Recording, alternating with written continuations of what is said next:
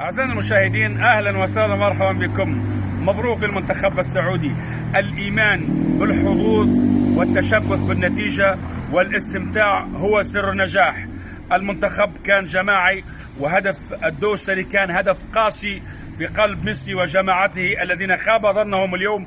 المنتخب السعودي كان أفضل لياقة وتمرير كرات ووجودا، والحارس أيضا كان أفضل لاعب اليوم فوق اللقاء.